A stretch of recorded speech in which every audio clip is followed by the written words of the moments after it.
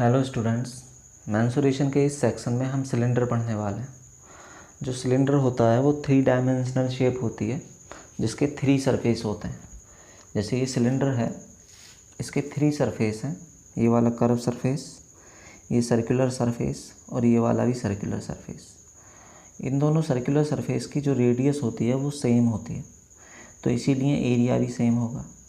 तो हम कह सकते हैं कि जब ये सिलेंडर है, इसके टोटल सरफेस 3 होते हैं, उसमें जो शेप ऑफ सरफेस होती है वो सर्कुलर 2 सरफेसेस की होती है और एक सरफेस की जो होती है वो कर्व सरफेस होता है। कर्व मतलब जिसमें टर्न होता है ना, घुमाव, उसे हम कर्व सरफेस बोलते हैं। अब सिलेंडर के इस वाले सरफेस को, कर्व सरफेस को, लेटरल सरफेस भी बोलते हैं। क्यों? क्योंकि ये परपेंडिकुलर होता है इस वाले बेस के। तो जो परपेंडिकुलर होते हैं, जैसे क्यूब और क्यूबॉइड में उसकी वॉल्स होती थी, उन्हें लेटरल सरफेस बोलते थे, तो इसे भी लेटरल सरफेस बोलते हैं। लेकिन इसमें घुमाव है, टर्न, तो इसीलिए इस वाले सरफेस को कर्व सरफेस भी बोलते हैं। तो अगर ये कर्व सरफेस और इस सर्कुलर, दोनों सर्कुलर सरफेसेस का एरिया हम ऐड कर देते हैं तो इसका टोटल सरफेस एरिया आ जाता है। तो सबसे पहले हम इसका ये कर्व सरफेस एरिया फाइंड करेंगे। जैसे मैंने यहाँ पर न्यूज़पेपर लिया है, इस कर्व सरफेस एरिया निकालना है, तो इसे हम इसके चारों तरफ इस तरह से लपेटेंगे यहाँ से, तो इसे पूरा ढक लेगा।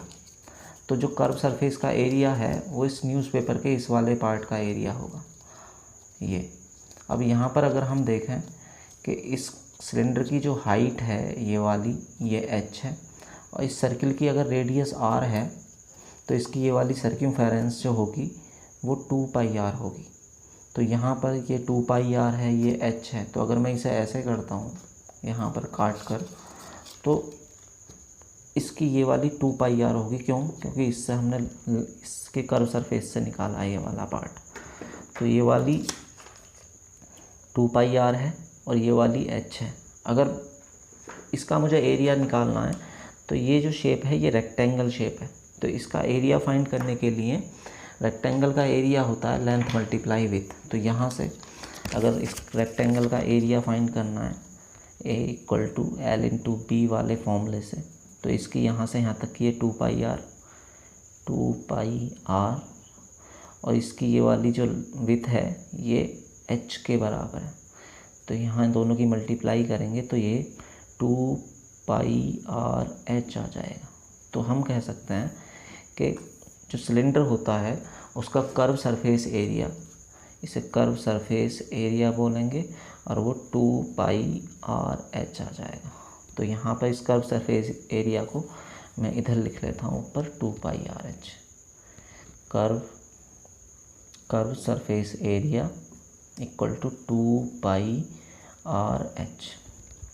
अब जो सिलेंडर है इसके 2 सर्कुलर सरफेस हैं, एक ये वाला ऊपर वाला और एक ये वाला नीचे वाला। तो अगर मैं किसी एक का एरिया फाइंड कर लेता हूँ, या तो याद कर लेना कि जैसे ये सर्किल है, इसका जो एरिया होता है वो πr² होता है। दूसरा मैं एक्टिविटी से बता रहा हूँ, जैसे ये सर्किल है तो जितना एरिया नीचे का होगा πr² उतना ही ऊपर का होगा।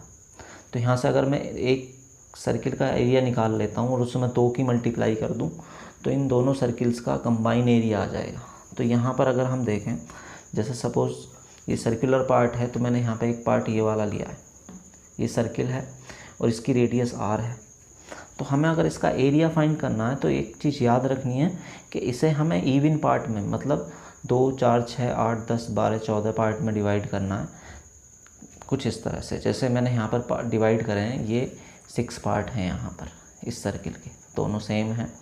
तो यहाँ पर अगर हम देखें, ये कंप्लीट सर्किल बनेगा। इसकी जो यहाँ से यहाँ तक की ये है, ये रेडियस है और ये सर्कमफेरेंस है। यहाँ पर इसके 6 पार्ट हैं, 1, 2, 3, 4, 5, 6। तो ये सर्कमफेरेंस है।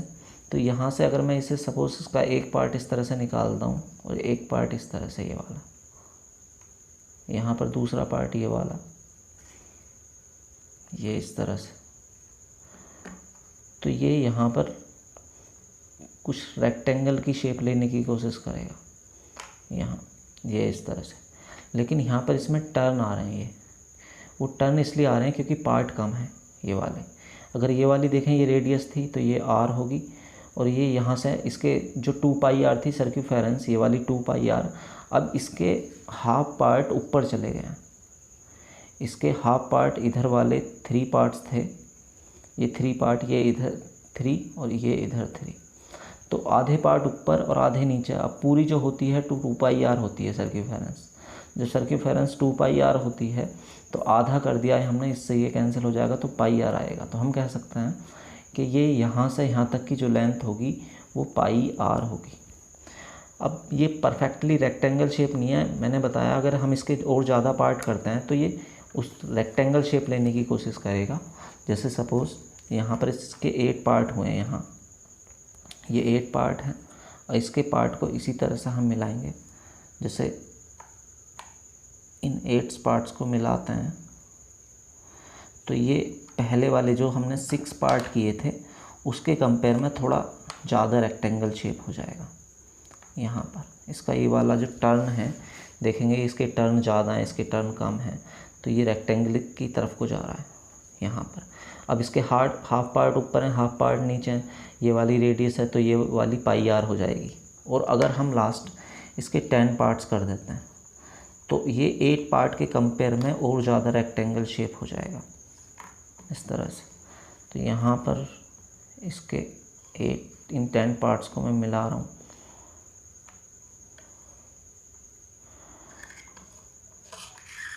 तो अगर हम इसे देखें ये 10 पार्ट्स वाला ये 6 और 8 पार्ट के कंपेयर में ज़्यादा रेक्टेंगल लग रहा है। ये अब ज़्यादा रेक्टेंगल लग रहा है। इसी तरह से अगर मैं 12 करता तो और ज़्यादा लगता, तो अगर 50 या 100 कर देते हैं तो ये कम्प्लीटली रेक्टेंगल बन जाता है। तो यहाँ पर इसकी जो लेंथ है ये वाली, ये पाई r, क्यों? क्योंकि पूरी सर्क्यूफेरेंस 2 पाई r थी, हाफ पार्ट नीचे है सर्क्यूफेरेंस के, हाफ पार्ट ऊपर, तो ये रेक्टेंगल बन जाएगा ये r।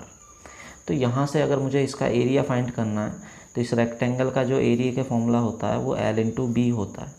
तो यहाँ से अगर हमें एरिया निकालना है इसका, तो इसकी लेंथ पाई r मल्टीप्लाई ये r, इसकी इस पर मल्टीप्लाई करेंगे तो ये पाई r स्क्वायर हो जाएगा। तो हम कह सकते हैं कि एक सर्कुलर सरफेस का जो एरिया होता है वो पाई r होता है। अगर सपोज़ 2 का एरिया हमें फाइंड करना है तो इसमें 2 की मल्टीप्लाई कर देंगे यहाँ से, तो उसका प्लेन सरफेस का एरिया आ जाएगा। जो प्लेन सरफेस एरिया होगा दोनों का वो 2 मल्टीप्लाई पाई r स्क्वायर होगा।